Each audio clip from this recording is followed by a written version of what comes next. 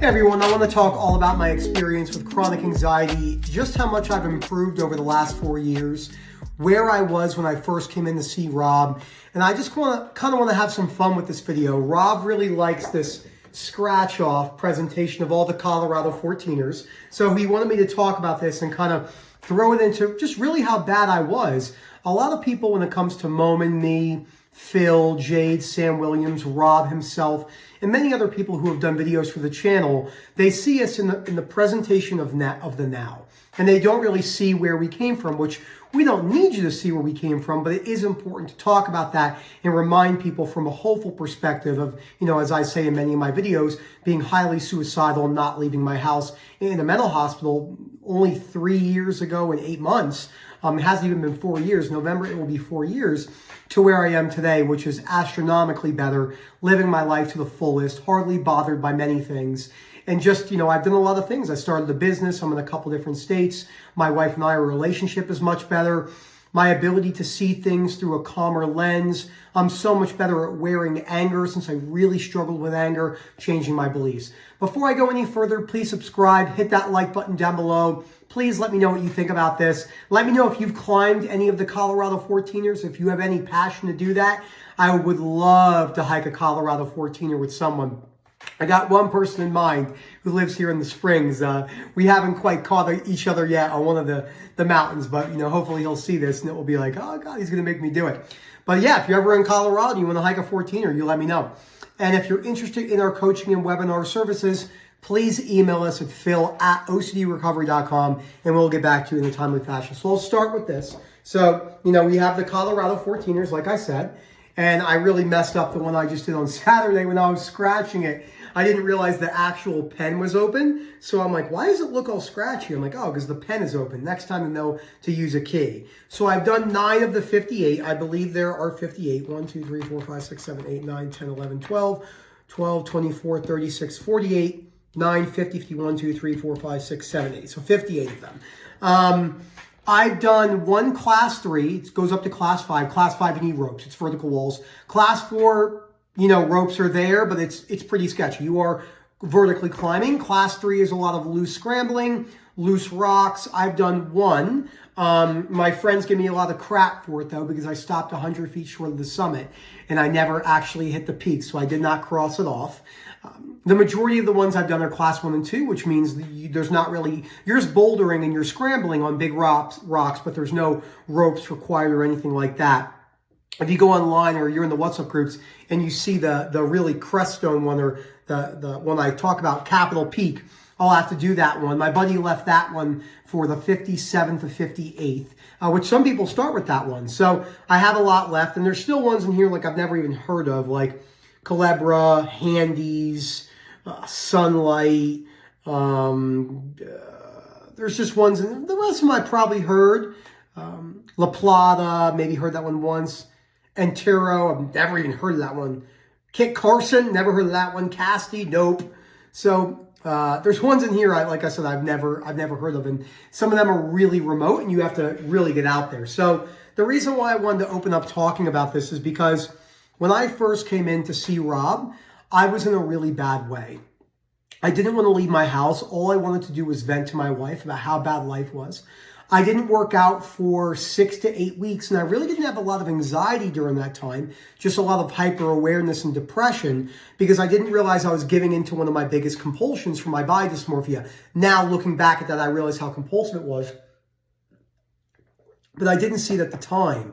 Now, when my sensory motor was horrendous, and it was quite bad, and I don't really use that word a whole lot because it really doesn't capture anything positive. And it's very difficult when you always use the terminologies horrendous, horrible, catastrophic. It's very difficult to learn from those experiences and redirect your attention. But it was pretty bad. I was, from the moment I opened my eyes to the moment I went to sleep, it felt like I had massive amounts of water underneath my tongue because my saliva hyper-awareness was so bad. It felt like I was swallowing, like if I took this, crumbled it up and swallowed it, that ball in your throat when you have a dry cough, that was all day long. I was completely obsessed with the amount of saliva I was swallowing.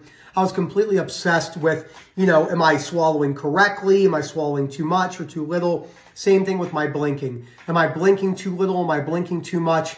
And a lot of people think they're very different because a lot of people don't have what I call the big five: blinking, breathing, swallowing, saliva, your heartbeat. They might have bladder function, hyper-awareness of their consciousness, but what they're missing is the core fear, and the core fear is, if I know this XYZ forever, my life is ruined.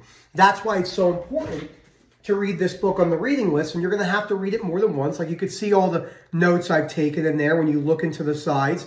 If I'm looking at your book, and you don't have to be a note taker, but if you're not writing anything down and you're not taking it seriously, OCD is going to run circles around you. This disorder is much more complex. And when I mean complex, I don't mean what it takes to get better. We know what it takes to get better.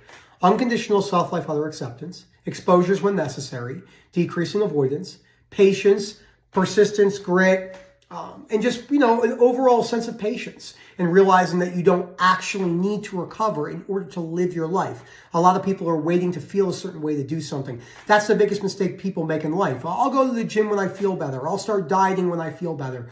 I'll start that business when it feels like the right time. I'll start investing when it's the right time. I'll buy the house when it's the right time. We're not saying to make really crazy decisions. We're just saying that most people are waiting for a feeling that's more than likely never going to come. So I am excited. I have a goal I will do all these, if I live to tell the tale. I'm probably going to not do what my buddy did, who I went hiking with on Saturday. Like I said, he has all of them done. And his brother, who's a good friend of mine, he's done about 36 of them. I figured, if I get 5 a year for 10 years, hopefully I'm done by the time I'm 40. So I'm 34 this year. So I got 3 more this year. So 34, 5, 6, 7, 8, 9, 40. So 8 years times 4. Now I should be done by November of my 40th birthday. I should have them all done in the sense of if should isn't, I make my goals happen. So I think that's will be a really, really cool goal. Now, I didn't go to the gym, like I said, so I wouldn't even want to go for a walk around the park. I mean, I'm not kidding you. I didn't walk my dogs for a year. I forgot that. I was so caught up in this room right here. I was so caught up in playing video games all day long, smoking vape pens, drinking, either eating all in, as in like Burger King, McDonald's, way overindulging, or not eating at all and skipping meals for like a whole entire day. There was no balance whatsoever. And it was really, really difficult for me to even just open my eyes and get out of bed in the morning. Now, when my alarm goes off, today I went to the gym with my buddy a little bit early, so my alarm went off at 4:45. I still have that typical, it's 4:45, but I jumped out of bed and I had a great workout with my friend. And I enjoy many things about life, and I had a one-to-one call, got ready. I just went to the coffee shop, Starbucks, and read for 45 minutes because I'm reading The Myth of Self-Esteem again. It's been almost 16 months since I've read that book, so I thought it was good to catch up on it because using those principles in my coaching is obviously the cornerstone. But, the moral of this video was hope, and I wanted to show people what it's like to have hope. Now, I want to tell you, and again, this is nothing about a bragging manner. And I have self-satisfaction, not in the sense of needing people to know what I've done, but I've started a business with my wife, we have 4 employees, 3 providers and an assistant, and me and my wife. I do numerous coaching calls a month. I do run the webinars myself with Momin now, and Rob pops in from time to time on the advanced webinars. If you want to learn more about that email, phil@ocdrecovery.com, and we'll get back to you every Tuesday, 8:30 p.m. UK time. I make as many YouTube videos and TikToks as I can. I make, maybe a dozen Facebook posts a month, and I dedicate my life to helping people, whether it's in a rehab perspective, learning how to move, and learning how to live their life again, whether that's after an injury or going through OCD and anxiety recovery. And I get a lot of joy in that, not in a self-esteem manner where I think I'm better than anyone. I do it because it's a purpose I've assigned to myself, and it's what I like to do. A lot of people don't think you can have personal. A lot of people believe you can't have personal meaning. That meaning's run globally and universal. I just don't think that's true.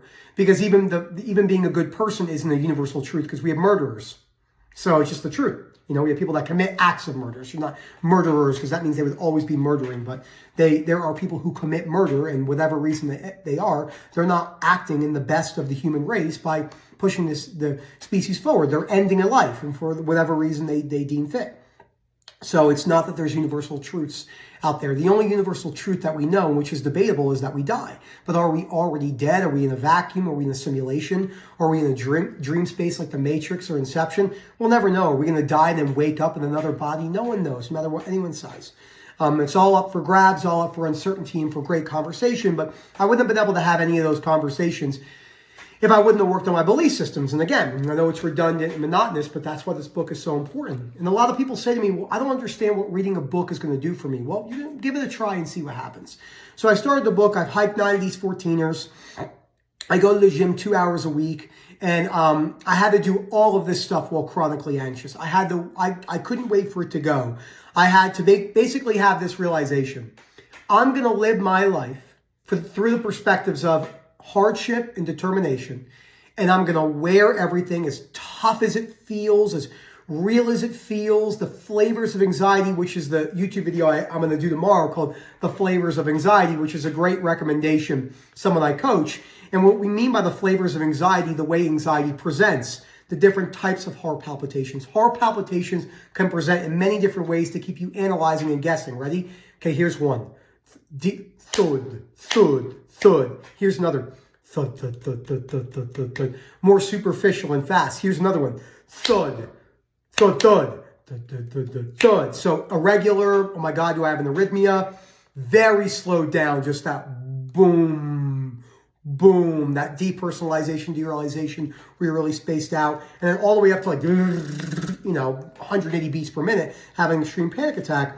Same thing with blurry vision. Sometimes I have blurry visions, headaches, heart palpitations, like I said, sweaty vision, sweaty palms. I would be like in the middle of speaking to someone, I could feel like sweat just pouring off my armpits because I was so anxious that I was just in such a heightened sympathetic state.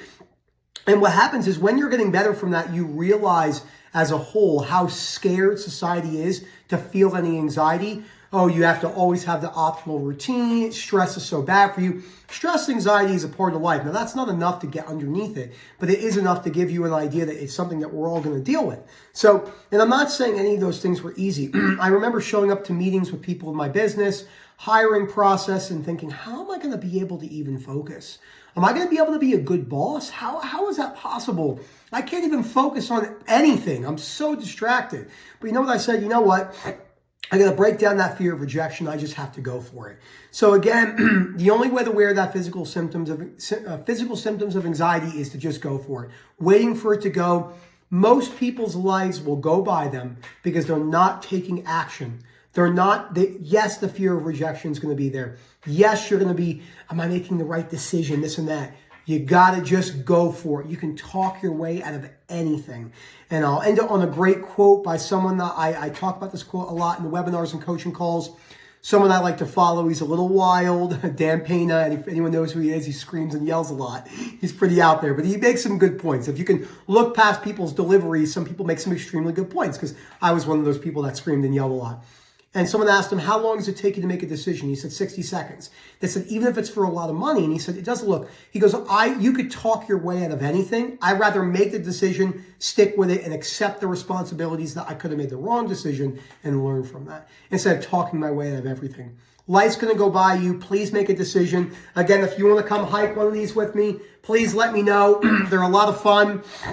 If you're here in Colorado, we could have a great talk. I won't move that fast on the mountains. And anyone that hikes mountains like this, and when you're at the top of a Colorado 14er, you're at about 57% oxygen at sea level. Think about Everest. It's under 25, I believe. And once you're in the death zone, even with oxygen, supplemental oxygen, you're actually dying, then you get HACE, high altitude cerebral edema. Your brain starts to swell, pus goes, and you get delusional and you die, and your cardio system, respiratory system shuts down. So it's very scary in many ways, and you have to be serious about it. It's not a joke. When you go to the high mountains and the altitude, in the Korakam and K2 in Pakistan, if you go to the Himalayas and Nepal and stuff like that, all the other big mountains. So thank you so much for watching. I hope you learned something about these Colorado 14ers. If you have any questions on chronic anxiety, please let me know and I'll get back to you soon. Have a good one, everyone. And don't forget, Phil at OCDrecovery.com. Hopefully see you on one of the webinars. Have a great one, everyone.